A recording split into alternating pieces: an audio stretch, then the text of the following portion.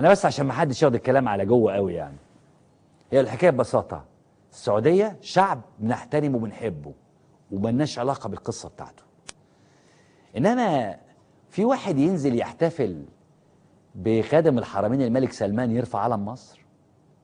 في سعودي كده ينزل يحتفل بعيد السعوديه فينزل يرفع علم مصر؟ في مثلا يعني ايطالي دلوقتي ينزل يحتفل بعيد النصر في ايطاليا فيرفع علم مصر مثلا؟ السؤال، اللي رفع علم السعوديه في يوم 25 ابريل، يعني هنفترض ان المظاهره دي احتفالا بعوده سيناء اللي هي كانت في ايد اسرائيليين وخدناها وخدنا اخر جزء طابه 82. ايه علاقه السعوديه بالموضوع؟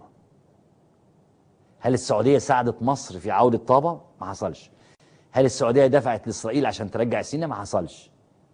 انما ايه علاقه السعوديه؟ انا اقول لك ايه علاقه، هات الصوره بتاعت، انا اقول لك ايه علاقه السعوديه بقى.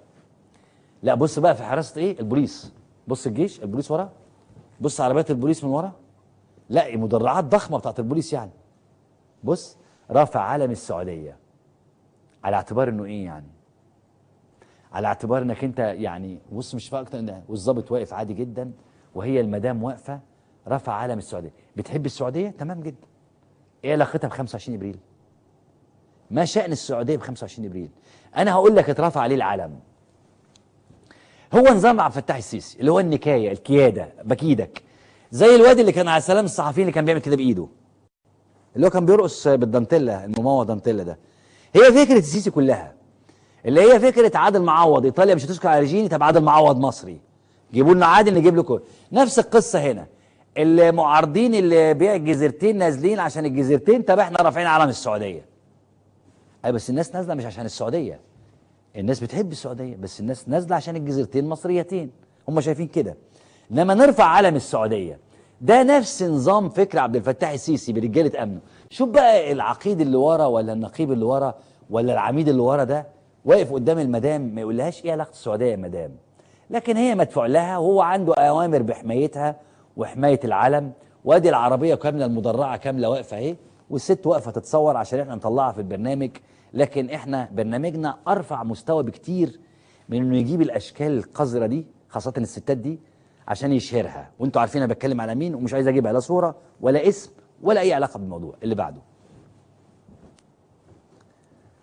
بص بقى عدد المظاهرات والفعاليات اللي حصلت النهارده في 25 ابريل. القاهره، الجيزه، القليوبيه، الثلاث محافظات دول يعني 5. بني سويف 10. الغربيه تقريبا انا بقول صح ولا مترحل الميعاد تقريبا، مش كده ولا انا غلطان؟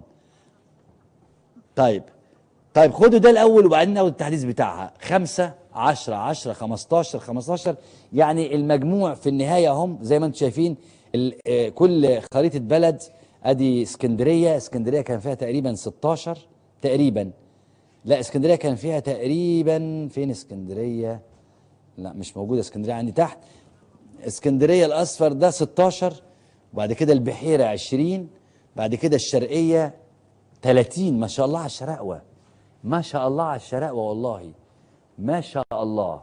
الشراقوه يا جماعه تحيه خاصه لمحافظه الشرقيه من اولها لاخرها، من كبيرها لصغيرها. على كل حال عايزين بقى تحديث لده بس بعد شويه. طيب ده عدد المظاهرات او الفعاليات اللي تمت النهارده في 25 ابريل. انا عندي بس سؤال، كنت قاعد دلوقتي مع واحد مش مصري، عبال بس نجيب لكم اللي جاي يعني، وبيسالني سؤال غريب قوي.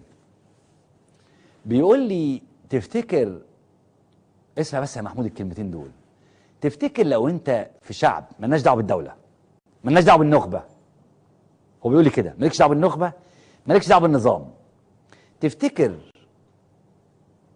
لو انه دوله محترمه بشعب محترم، وهو بيركز على كلمه الشعب،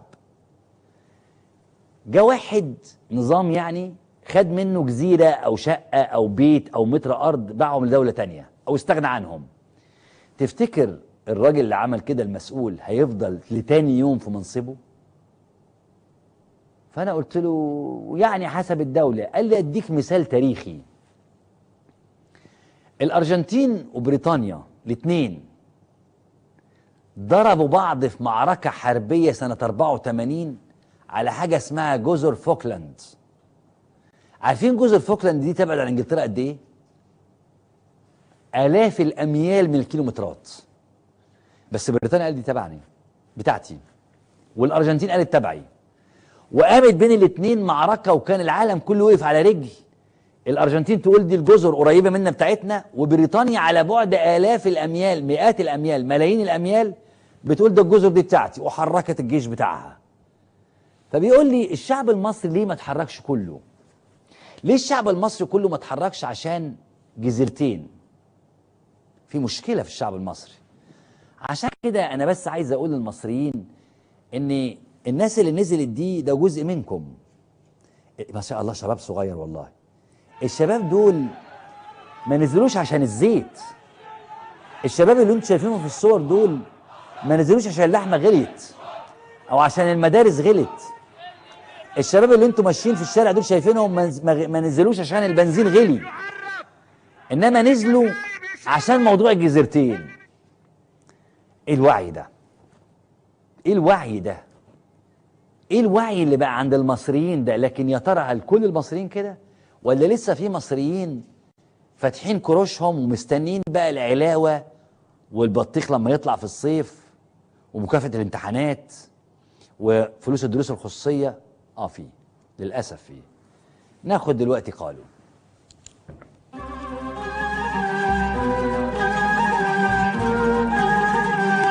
جايلك بمد ايدي عشان تقومي، ياللي انت اسمك بين وريدي وبين همومي.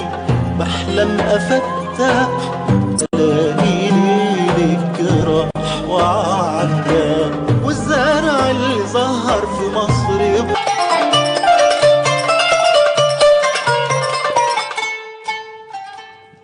مجموعة من الأقاويل النهاردة قالوها بعض الشخصيات. تعالوا نشوف أول قالوا معانا إيه. دكتور محمد محسوب وزير الشؤون البرلمانية الأسبق: الصورة الآن تعيدنا لمشهد موقعة الجمل، النظام يحشد بلطجيته والشعب يصطف بكل فصائله، في النهاية ينتصر صاحب الأرض ويرحل من خانها.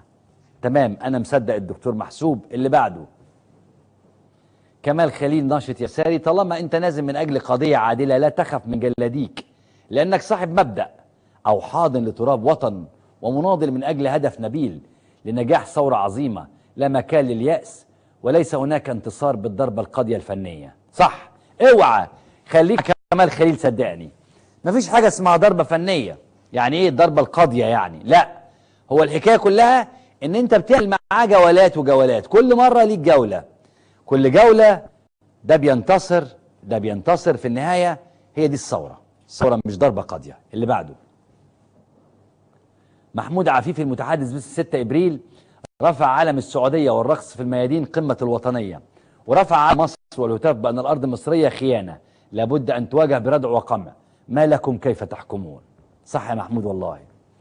يرفعوا علم السعودية يبقى وطنية، يرفعوا علم مصر ويقولوا الأرض بتاعتنا يبقى خيانة.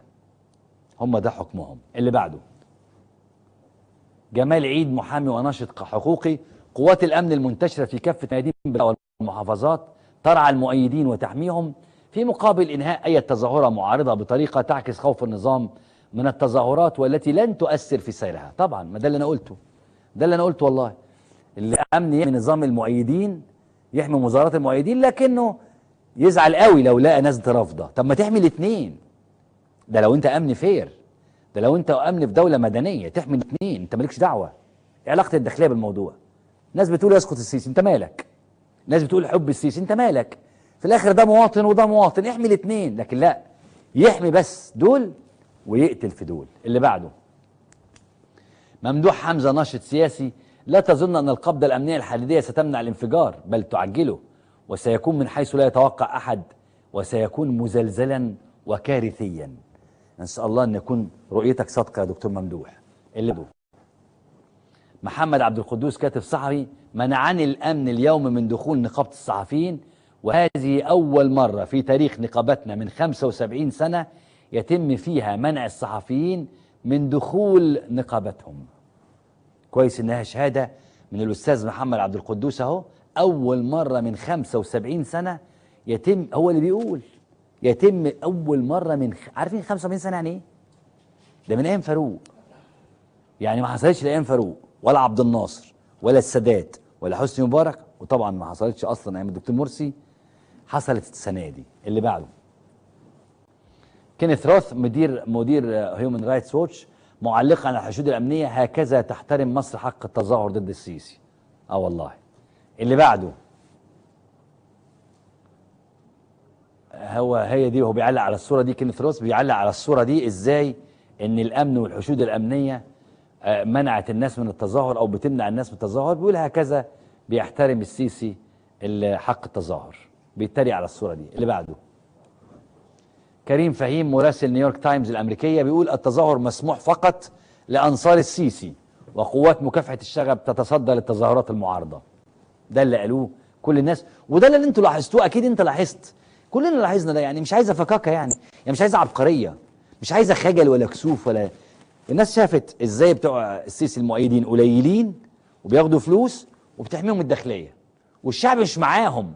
يعني الغريبه، مش الغريبه بقى، ده اللي يخلي السيسي يقلق، ان الناس واقفه في ميدان طلعت حرب بيحميها الشرطه وبتهتف مع السيسي والحاجات دي في ميدان مصطفى محمود، لكن باقي الشعب مش معاهم، ما حدش بينضم ليهم. هم شويه المأجورين بس. الشعب العادي اللي رايح يشتري شبشب واللي رايح يشتري مش عارف ايه واللي رايح يلعب كوره ملوش علاقه بيهم، حتى ما حدش فكر يقف جنبهم كده يتصور، مفيش. اللي بعده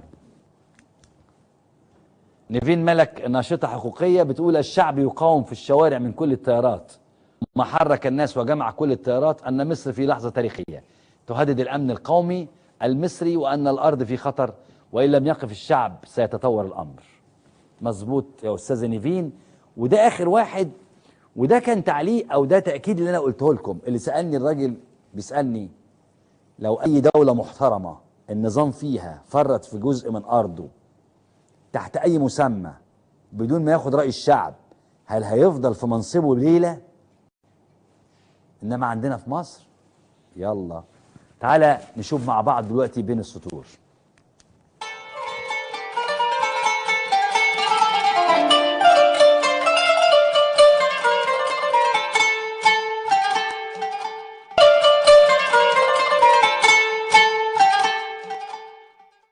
اهلا بكم مره تانية وبين السطور، مجموعه من المقالات. خلينا ناخد اولها احمد ماهر على طول. احمد ماهر في العربي الجديد كاتب بيقول: سياسه الانكار والانفجار في مصر. اعتقد فعليا ان هذا النظام مخوخ بالفعل من الداخل، وهذا البطش السلطوي يشبه الشخص الضعيف الذي يلجأ الى الصياح وافتعال المشكلات لإلحاء بقوه الشخصيه، ولن يقودهم الجنون الا الى مزيد من الجنون والتخبط، ولن يقودهم العناد والغرور إلا إلى مزيد من العناد والغرور واكتساب أعداء جدد. ده جزء من اللي بيقوله أحمد ماهر، وعنده حق. هو نظام مخوخ من الداخل. نظام طلع يكلمك بوعود مستقبلية فيها 2 مليون كرتونة بيض. نظام طلع يكلمك على وراك فراخ. نظام طلع يكلمك على الزيت هيبقى موجود، لكن مستقبل فيه إيه؟ مفيش حاجة. اللي بعده إكرام في مصر العربية: الثورة كفعل سياسي.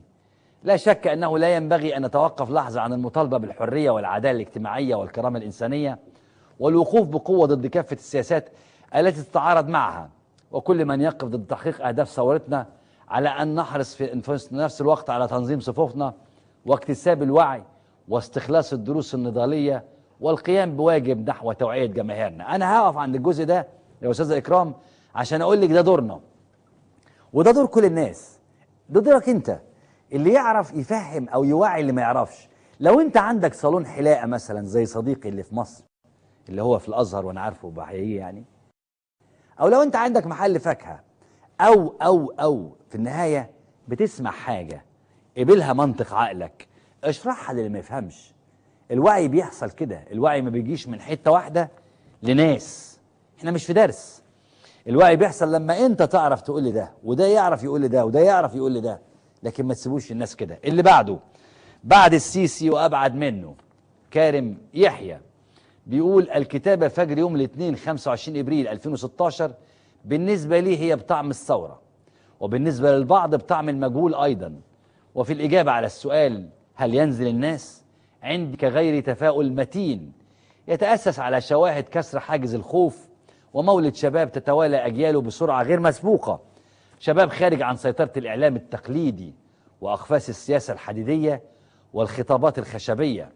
نظام 3 يوليو 2013 قد سقط بالمعنى الرمزي والمعنوي بعدما استولى على الدولة وصادر حق التظاهر وقمع الحريات وقتل وعذب ونهب وحول معيشة الناس إلى جحيم وداس على كرامتهم وانتهك الدستور الذي وضعه وسلامة التراب الوطني وصادر حق الأجيال الشابة في الوطن والمستقبل قطف ثمار تضحياتهم تماما كما تنكر لتضحيات الماضي.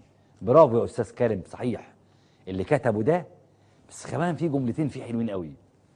فعلا نظام 3 يوليو سقط بالمعنى الرمزي وبالمعنوي برضه بعدما صادر كل حاجة بقى، صدر الحريات وقمع وقتل وعذب ونهب وداس على كرامة الناس وانتهك الدستور وصادر كل حاجة عملها. نظام 3 يوليو ما سابش حاجة ما عملهاش.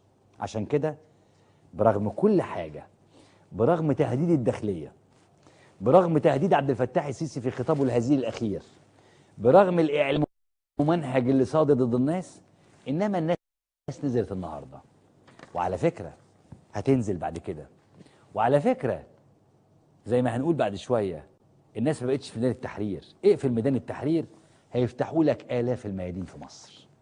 المسألة ما هياش ميادين ولا هو عدد ناس، المسألة ثورة وهتستمر، ودي واحدة من إيجابيات اللي حصل النهاردة اللي هنشوفها بعد شوية. عاملين احنا مجموعة إيجابيات حصلت النهاردة. انت سمعت المقدمة أو شفتها؟ شفت مداخلة زياد والأستاذ محمد منتصر؟ شفت الفيديوهات؟ احنا النهاردة رصدين لك مجموعة من الإيجابيات. هل في إيجابيات حصلت النهاردة؟ وهل تبشر بخير؟ أيوة. طب إيه هي الإيجابيات؟ خليني أقول لك ده كله بعد الفاصل.